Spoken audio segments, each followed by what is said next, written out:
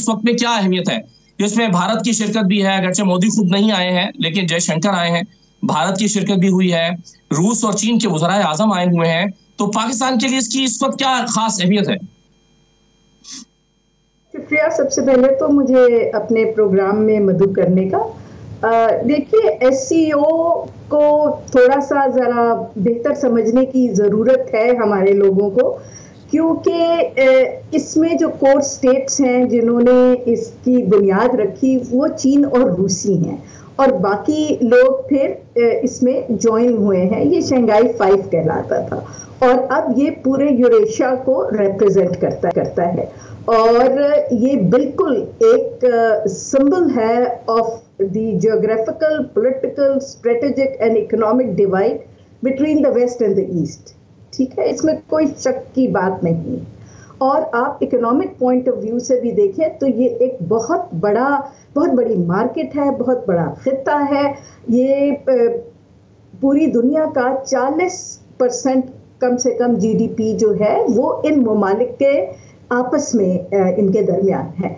और ये जो इस दफ़ा हमें चेयरमैनशिप मिली है हेड ऑफ गवर्नमेंट काउंसिल की समिट की मेज़बानी करने की, ये रोटेटिंग बेसिस पे मिलती है और इस दफ़ा ये बहुत अहम है क्योंकि पूरी दुनिया जो है वो पॉलिटिकली, स्ट्रेटेजिकली और इकोनॉमिकली काफ़ी फ्लक्स में है और काफ़ी ज़्यादा तनाज़ात की जद में है। और इस वक्त चीन भी बहुत उभर के, ये चीन उस वक्त का नहीं है 2001 का जब इस एससीओ की बुनियाद रखी गई थी। अब चीन एक बहुत बड़ी ताकत बन के उभरा है। रशिया भी अब आपने देखा है कि एक बहुत strong pillar of multilateral world order बन के निकला है और बाकी इंडिया की अपनी भी अहमियत है। तो इस वक्त पाकिस्तान के लिए जो इसकी अहमियत है उसमें 3-4 पॉइंट्स हैं जो मैं अर्ज करना चाहूँगी। सबसे पहले तो ये कि जब ये सब ममालिक इस वक्त पाकिस्तान आए हैं और तो ये बड़ा एक पॉलिटिकल सिग्नल जाता है, एक स्ट्रेटेजिक सिग्नल जाता है कि पाकिस्तान आइसोलेटेड नहीं है। पाकिस्तान एक बहुत इम्पॉर्टेंट यूरेशिया का मुल्क है, बल्कि ये एक कलीदी मुल्क है और ये एक कनेक्टिविटी है बिटवीन वेस्ट एशिया और साउथ एशिया। तो दूसरा मैसेज इसमें ये जाता है कि Pakistan is open to business. अब देखिए, रशिया से जो डेलीगेशन आया है उसमें तकरीबन 76 लोगों का वो डेलीगेशन है, जिसमें बहुत बड़ी तादाद जो है वो बिजनेसमैन की भी है। इसी तरह आप देखिए, चाइना का बहुत बड़ा डेलीगेशन आया है और ना सिर्फ एससीओ के लिए आया है बल्कि बायलैटरल विजिट भी हुआ है, जिसमें आपने खुद देखा कि कल बहुत अच्छे मुआहदों पे दस्तखत हुआ और जितनी भी ये एक हाइप क्रिएट की हुई थी, एक प्रोपेगेंडा चल रहा था वेस्टर्न मीडिया में भी, कुछ लोग हमारे यहाँ भी उस प्रोपेगेंडा का हिस्सा थे कि जी बस चीन जो है उसने पाकिस्तान को छोड़ दिया है और हालात ख़राब हो गए हैं। तो ये बहुत बड़ा एक सिग्नल है कि चीन और पाकिस्तान की दोस्ती जो है वो इन मफरूज़ात से बहुत आगे की दोस्ती है और ये एक स्ट्रेटेजिक पार्टनरशिप है और खित्ते के जो हालात हों और दुनिया के जो हालात हों उनसे इस दोस्ती पे फर्क नहीं पड़ता और बल्कि दोनों सही है। नगमाना साहबा, अब इसके कुछ और पहलू हैं, जरा उस अगर आप इजाजत है तो मैं इसके लिए वापस आपके पास आता हूँ, लेकिन अभी जो आपने बहुत अहम मौजू छेड़ दिया वो ट्रेड का है कि आप इसको इकोनॉमी के पॉइंट ऑफ व्यू से, और आपने कहा कि 40% है ये दुनिया की जीडीपी का, जो इस आपने जो ताल्लुकात का जिक्र किया कि एक तरफ एक ट्रेड का रिलेशनशिप है अमेरिका और चाइना के दरमियान, चाइना और इंडिया के दरमियान, वहीं पर नगमाना हाशमी साहबा वहां पर हम ये भी देख रहे हैं कि सद मेरी बहरहाल इन मुल्कों के यानी चाइना और अमेरिका के दरमियान ट्रेड के वॉल्यूम, इतने बड़े वॉल्यूम के होने के बावजूद एक सद मेरी तो ताल्लुकात में रहती है। लेकिन जैसा कि मैं इंडिया का जिक्र कर रहा था, मैं चाहूंगा कि आपकी भी इस पर राय आ जाए कि इंडिया जो है वो जाहिर है उसके मुफाद में भी ये है कि अगर जो ट्रेड है, यानी कोई कहा जाता है कि कोई मुल्क जो है वो अकेला तरक्की नहीं करता बल्कि रीजन तरक्की करता है, और ट्रेड तो आपको रीजनल ममालिक के साथ करते हैं तो ज्यादा फायदा देती है। जाहिर है उसमें फ्रेट का मार्जिन आपके पास होता है और फिर और चीजें भी हैं। तो आप कैसे देखती हैं कि इंडिया अपनी इस पोजीशन के साथ कि वो प्रो वेस्ट है और बाकी सारे ममालिक जो एससीओ में है तकरीबन वो सारे साउथ के साथ खड़े हुए हैं, इंडिया की डिफरेंट पोजीशन है, आप इसको कैसे इंटरप्रेट करेंगी?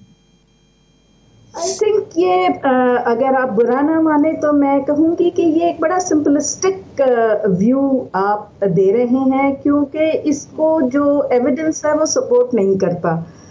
ये बिल्कुल ठीक बात है कि आजकल इंडिया जो है वो अमेरिका का स्ट्रेटेजिक पार्टनर है, लेकिन आपने देखा है कि उनका स्ट्रेटेजिक पार्टनर होने के बावजूद उसका रिएक्शन यूक्रेन पे क्या था। आपको मालूम है कि आपने सैंक्शंस की बात की कि ईरान भी सैंक्शनड है और रशिया भी सैंक्शनड है, लेकिन इंडिया ने तो उन सैंक्शंस की परवाह नहीं की। उसने तो यूनाइटेड नेशंस में एब्सटेन किया यूक्रेन के मामले। अभी भी सारा यूक्रेन का तेल जो है वो खरीद के और उसे क्लीन करके वो वेस्टर्न यूरोप को बेच रहे हैं।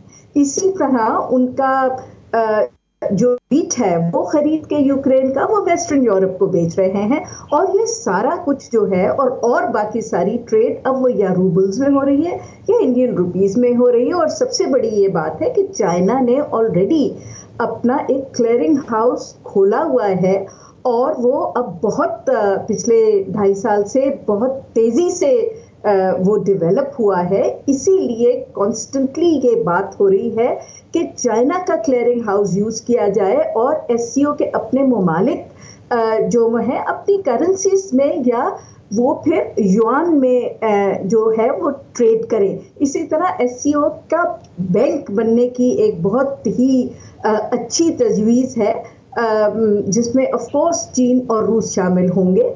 तो ये कहना कि जी वो इंडिया वेस्टर्न कैंप में है, ठीक है वेस्टर्न कैंप में है, लेकिन देखें कभी भी ये चीज़ें ब्लैक और वाइट में नहीं होती। रियलिटी जो है it's found in shades of grey. और ये भी हमें नहीं भूलना चाहिए कि अब चाइना और रशिया के जो ताल्लुकात हैं वो 1954 वाले नहीं हैं जब दोनों के ताल्लुकात एक दूसरे से ख़राब थे, क्योंकि उनका डिफरेंस ऑफ ओपिनियन था on how to take communism forward. पिछले 2.5 साल में जो उन्होंने 2.5 साल पहले एग्रीमेंट किया है strategic cooperative partnership for all times and no limits, तो अब चाइना और रशिया जो है वो बिल्कुल आप समझे एक साथ हैं और उसमें ट्रेडिशनल जो रिलेशनशिप है इंडिया की वो रशिया के साथ है। तो कल को जब हालात अगर ज़्यादा ख़राब होते हैं और पुश कम्स टू शव, तो आप ये सोचिए कि क्या रशियन ट्रूप्स के साथ या उनके सामने इंडिया उनसे लड़ेगा, क्वाड का मेंबर हो या ना हो। और दूसरा ये भी बहुत गौर करने की ज़रूरत है कि वेस्ट से अब बड़े सटल सिग्नल्स आने शुरू हो गए हैं कि वो इंडिया को इस तरह ट्रस्ट नहीं करते।